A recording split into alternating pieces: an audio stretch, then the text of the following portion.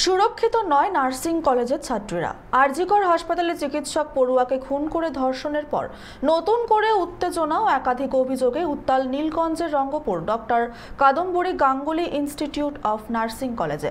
অভিযোগ, রাতে মদ্যপ অবস্থায় নার্সিং ছাত্রীদের সঙ্গে অশ্লীল আচরণ করেছে কলেজ কর্তৃপক্ষ সিদ্ধার্থ ঘোষ। সেই অভিযোগে সোমবার ব্যারাকপুর বারাসাত রোড অবরোধ করে বিক্ষোভ দেখায় ছাত্রীদের। অভিযোগ, গত 5ই আগস্ট রাতে সিদ্ধার্থ ঘোষ ছাত্রীদের ঘরে ঢুকে তাদের সঙ্গে শারীরিক নির্যাতন ও অশ্লীল আচরণ করে। গত 8ই আগস্ট ডিএম অফিসে অভিযোগ জানানো হয়। জেলা শাসকের দপ্তর থেকে জানানো হয়, সোমবার ডিএম অফিসের প্রতিনিধি, পুলিশ, কলেজ কর্তৃপক্ষ, নার্সিং ছাত্র ও তাদের অভিভাবকদের নিয়ে একটি আলোচনা হবে, যেখানে অভিযুক্ত সিদ্ধার্থ ঘোষও থাকবে। অথচ সেই মতো আলোচনা না করে ছাত্র তাদের অভিভাবকদের আলাদা আলাদা করে আলোচনায় বসতে জোর দেওয়া হয় এবং মূল অভিযুক্ত সিদ্ধার্থ ঘোষ আলোচনায় অনুপস্থিত। প্রতিশ্রুতি মতো আলোচনা না হওয়াতে ছাত্র তাদের অভিভাবকরা বিক্ষোভে সামিল হয়। ছাত্রীদের আরও অভিযোগ, তাদের আলাদা হোস্টেল নেই, ফ্যাকাল্টি নেই, অ্যাপ্রুভাল নেই। ছাত্রীদের আলাদা হোস্টেল না থাকায় তারা নিরাপত্তাহীনতায় ভুগছে বলে দাবি। প্রতিশ্রুতি মতো আলোচনা ও অভিযুক্তকে গ্রেফতার না করা হলে তারা বৃহত্তর আন্দোলনে নামবে এবং স্বাস্থ্য ভবন গিয়েও অভিযোগ জানাতে বাধ্য হবে বলে দাবি বিক্ষোভকারীদের।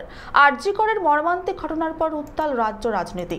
সেই আবহে নার্সিং কলেজের ছাত্রীদের কর্তৃপক্ষের বিরুদ্ধে এমন অভিযোগ নতুন করে উত্তেজনা ছড়িয়েছে উত্তর 24 পরগনার নীলগঞ্জে। পাশাপাশি পুলিশ ও প্রশাসনের নিষ্ক্রিয়তা নিয়েও অভিযোগ বিক্ষোভের নতুন মাত্রা যোগাচ্ছে।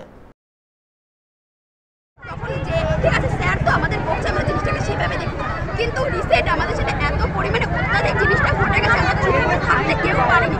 সেই দিন রাত 10টা বাজে আমাদের কলেজ ক্যাম্পে তার কাছ থেকে জোর করে আমাদেরকে ফোন কেড়ে নেওয়া হয়েছে। জোর করে আমাদের কাছে, আমরা সবাই মিলে অ্যাসাইনমেন্ট করছি যে পরের দিন অ্যাসাইনমেন্ট সাবমিট, রবিবার ছিল সেই দিন আমরা অ্যাসাইনমেন্ট করছি। সে এসে আমাদের জোর করে আমাদের কাছ থেকে ফোন কেড়ে নিয়ে সে রাত 10টার পরে, মেয়েরা কি অবস্থায় থাকে, রাতের ঘুমানোর অবস্থায়, আমরা সবাই ড্রেস চেঞ্জ করেছি, রাত্রে সবাই ঘুমাবো সেইভাবে প্রিপারেশন নিয়েছি। সে ঢুকে ওই অবস্থায় লক না করে আমাদের রুমে ঢুকছে। রুমে একটা বলার প্রয়োজন মনে করেনি, সে ঢুকবে, ওয়ার্ডেন নেই হস্টেলে। সে ঢুকে সে নেশাগ্রস্ত হয়ে দাঁড়াতে পারছে না। নেশাগ্রস্ত হতে আমাদের বাজে বাজে কথা বলছে, গালিগালাজ করছে, নোংরা কথা বলছে। সে তাকে বলছে কাউন্সিল থেকে তাকে ফোন করছে সানডেতে, অফিসিয়াল টাইমের বাইরে। কখনো জানেন কাউন্সিল থেকে কল করে? কাউন্সিল বাদে কোনো অফিস থেকে ফোন করে সানডেতে, অফিস টাইমের বাইরে করে না। সে আমাদের এই এক্সকিউজ দিয়েছে, আমাদেরকে বকাবকি করেছে। তার দিদি জানলার বাইরে থেকে দেখছে, তাকে থামানোর চেষ্টা করেনি। এমনকি আমাদের জিএনএমের আরেকটা রুমে গিয়ে সে আবার বকাবকি শুরু করেছে। তার দিদি যখন সেখানে প্রেজেন্ট হয়, তার দিদি তার ভাইকে বলছে, ভাই চল এবার। তার ভাই মিস্টার সিদ্ধার্থ ঘোষ, তার দিদি মিসেস অর্পিতা মিত্রা তার হাত ধরে রুম থেকে টেনে বার করে দিয়ে ঘরের দরজা আটকে দেয়, দিয়ে আমাদেরকে উল্টোপাল্টা নোংরা কথা বলে। এমন কথা ওঠে যে আমি কি, আমাকে তোর বয়ফ্রেন্ড ভাব না, বয়ফ্রেন্ড ভেবে যা বলার বল, আমি তোদের বয়ফ্রেন্ড, এই কথা বলেছে। স্পেসিফিক অভিযোগ কার নামে করছেন আপনারা? সিদ্ধার্থ ঘোষ আর অর্পিতা মিত্র, মিসেস অর্পিতা মিত্র, এরা দুজন এই কলেজের মেন কালপিট। আর তার বাবা সিএম স্যার অচিন্ত ঘোষ, সে এই ঘটনার সাথে জড়িত ছিল, কিন্তু সে স্বীকার করছিল সে ছিল না সেদিন। তারপরে সে এসেছে, তার বাবাকে কিছু জানানো হয়নি।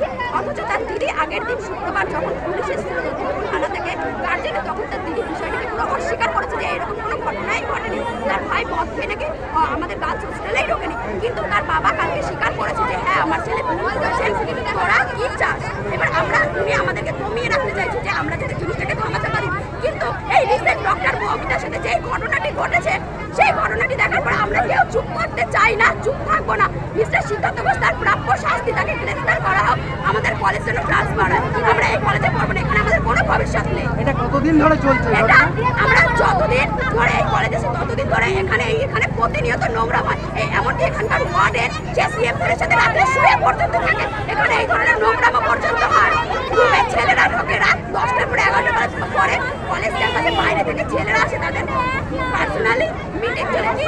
রাত 10টার পরে একটা কলেজ ক্যাম্পাসে ছোট ছোট মেয়েরা আসে, এসে ছোট ছোট জামা প্যান্ট পরে নাচানাচি করে মদ খায়। এমনকি আমাদের ফোন টেনে নিয়ে রুমে আটকে রেখে এই জিনিসগুলো ঘটে। তারা মেয়েরা এসে নাচানাচি, কি একটা কলেজ ক্যাম্পাসে, নার্সিং কলেজ ক্যাম্পাসে কেন নাচানাচি হবে? রাত 10টার পরে মদ খেয়ে। আপনার কবে ভর্তি হয়েছেন এই কলেজে? এই কলেজে আমরা 2023-এ ভর্তি হয়েছি, মার্চ অক্টোবর মাসে। তারপর থেকেই কি এই অত্যাচার চলছে? অল্প অল্প করে শুরু হয়েছে, তখন একদিন হতো, দুদিন, 3 দিন, মানে 1 মাস পরে হতো, অল্প অল্প হতে জিনিসটা এখন অত্যাধিক ঘটে। যেহেতু আমরা চুপ করেছিলাম, অতিরিক্ত ঘটনাটা কত মাসে হচ্ছে? এই অতিরিক্ত ঘটনা 2 সপ্তাহ ধরে হচ্ছে।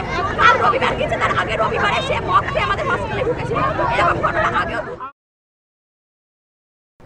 বারাসাত থেকে প্রদীপ দাসের রিপোর্ট, চ্যানেল 24/7।